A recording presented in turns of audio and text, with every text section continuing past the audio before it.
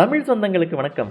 கிருஷ்ணகிரி மாவட்ட உணவு பாதுகாப்புத்துறை சார்பாக உணவே மருந்து அப்படின்ற தலைப்பில் உணவு திருவிழா ஒன்று ஏற்பாடு பண்ணியிருந்தாங்க. இது டிசம்பர் 11ஆம் தேதி 2024 கிருஷ்ணகிரி அரசு மகளிர் கலைக்கல்லூரியில் இந்த நிகழ்ச்சி நடந்தது.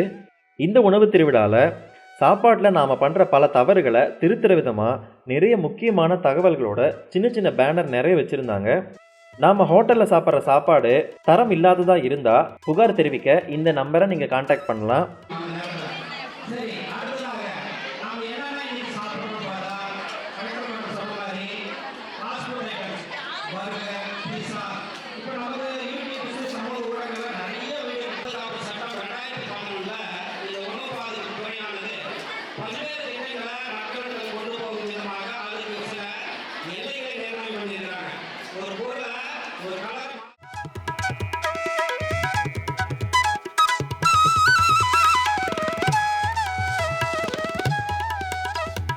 இங்கே முதல் ஸ்டாலில் இயற்கையான டீ தூள் அப்புறம் கலப்படமான டீ தூள் ரெண்டுமே வச்சுருந்தாங்க.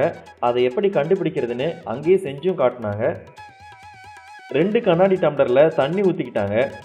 லெஃப்டில் இருக்கிற கிளாஸில் கலப்படமான டீ தூளும் வலது பக்கம் இருக்கிற கிளாஸில் இயற்கையான கலப்படம் இல்லாத டீ தூளும் போட்டாங்க. அந்த லெஃப்ட் சைடு இருக்கிற கிளாஸை பாருங்கள், அதோட சாயம் எப்படி தெரியுது பாருங்கள். இந்த மாதிரி டீ தூளை நம்ம பயன்படுத்தக்கூடாது அப்படின்னு சொன்னாங்க. சாயம் போடாத டீ தூள் தான் நம்ம வாங்கி பயன்படுத்தணும். இங்கே வலது பக்கம் இருக்கிற கிளாஸை பாருங்கள், எந்த விதமான சாயமும் அதில் வரல. இந்த மாதிரியான டீ தூள் தான் நம்ம வாங்கி பயன்படுத்தணுமா.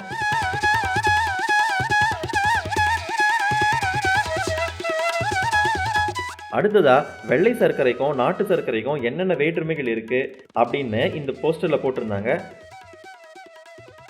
அடுத்த நோட்டீஸில் பாதாமோட பயன்களை பற்றி விரிவாக போட்டிருந்தாங்க.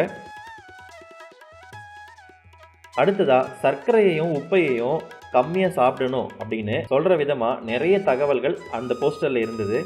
இதுதான் அஜினமோட்டோ, இதோட தீமைகள் பற்றியும் நிறைய விளக்கி சொன்னாங்க. அடுத்ததாக ப்ளீச் பண்ண ஜவ்வரிசி, ப்ளீச் பண்ணாத ஜவ்வரிசி, ப்ளீச்டு ஜாகரி, அன்ப்ளீச்டு ஜாகரி இது எல்லாமே அங்கே வச்சுருந்தாங்க. ப்ளீச் பண்ணால் ரொம்ப பிரைட்டாக ஆகிடுது, ப்ளீச் பண்ணாததை தான் நம்ம சாப்பிடணுமா. அடுத்ததாக இது கலப்படமான மஞ்சள் தூள், இதை சாப்பிட்டா கேன்சர் கூட வரும் அப்படின்னு சொன்னாங்க. கலப்படம் இல்லாத தூய மஞ்சள் தூளை மட்டும்தான் நம்ம யூஸ் பண்ணணுமா. உண்மையை விட போலி தான் பார்க்க ரொம்ப பளிச்சுன்னு இருக்குது. அடுத்ததாக 2 விதமான பட்டை வச்சுருந்தாங்க. இந்த சின்ன பட்டை தான் நம்ம சாப்பிட சிறந்தது அப்படின்னு சொன்னாங்க. பெரிய பெரிய பட்டையை வாங்கி நம்ம சாப்பிட்றத விட இந்த சின்னதாக இருக்கிற பட்டையை சாப்பிட்றதுல தான் நமக்கு முழு பலன்களும் கிடைக்கும் அப்படின்னு சொன்னாங்க.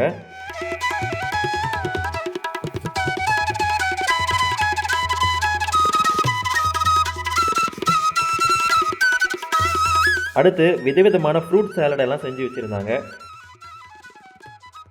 அடுத்ததாக கோதுமையிலேயே பலவிதமான உணவுகள் செஞ்சு வச்சுருந்தாங்க.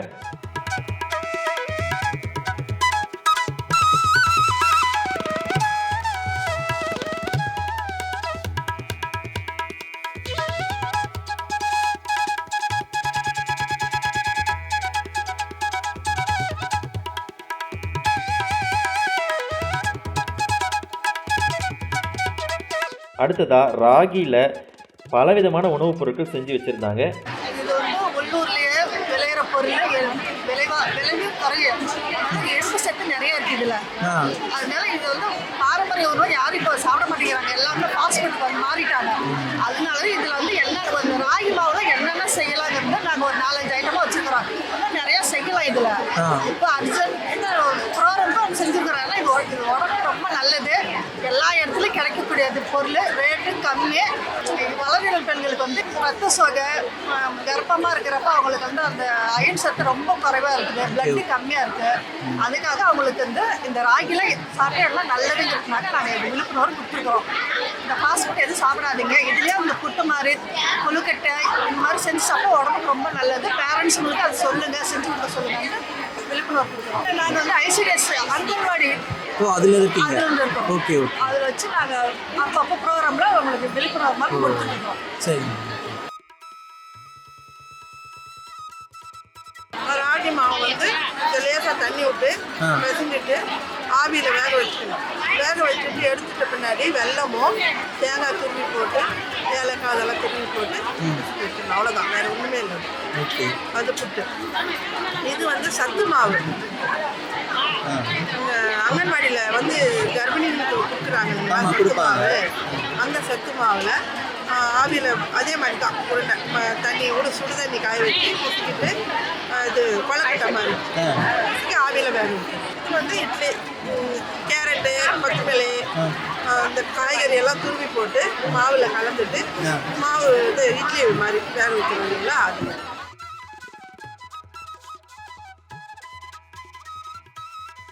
இதே மாதிரி வேற ஒரு யூஸ்ஃபுல்லான வீடியோஸில் சந்திப்போம். நன்றி.